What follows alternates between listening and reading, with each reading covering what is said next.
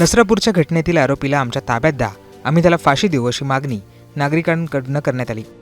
रविवारी संध्याकाळी चिमुकलीच्या कुटुंबियांनी आणि नागरिकांनी पुण्यात रास्ता रोको केला। मुख्यमंत्री देवेंद्र फडणवीस यांनी मुलीच्या वडिलांशी फोनवरून चर्चा केली। या सगळ्यानंतर पोलिसांनी बळाचा वापर करत रस्ता मोकळा केला। या सगळ्या प्रकरणानंतर प्रशासनावर आता रोष व्यक्त करण्यात येतोय।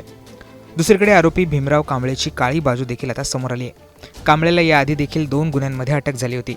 या गुन्ह्यांमधून तो सुटला होता, त्यामुळे त्याची हिंमत वाढल्याचं चित्र आहे। 1998 साली आरोपीवर विनयभंगाचा गुन्हा दाखल झाला होता। त्यानंतर 2015 साली विनयभंग आणि जीवे मारण्याचा प्रयत्न याचा देखील गुन्हा दाखल करण्यात आला होता, परंतु दोन्ही गुन्ह्यांमधनं सबळ पुराव्यांअभावी त्याची निर्दोष मुक्तता करण्यात आली होती। त्यामुळे आरोपी कांबळेचा खरा चेहरा हा समोर येऊ शकला नाही। या दोन्ही गुन्ह्यांमध्ये कांबळेला शिक्षा झाली असती तर कदाचित ही घटना घडलीच नसती अशी भावना आता व्यक्त केली जाते।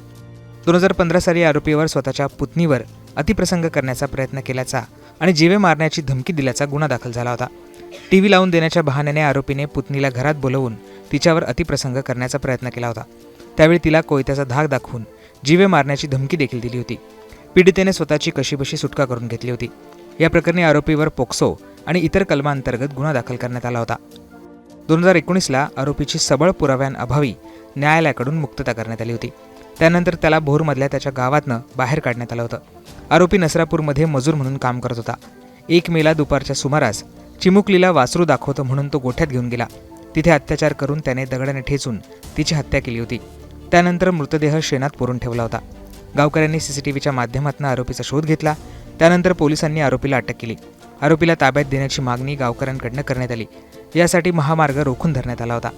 पोलिसांनी आरोपीला कोर्टात हजर केलं। त्याला 7 तारखेपर्यंत पोलीस कोठडी सुनावण्यात आली आहे। आता आरोपीच्या चौकशीतनं त्याने असे आणखी कुठले गुन्हे केलेत याचा तपास पोलिसांकडून करण्यात येतोय।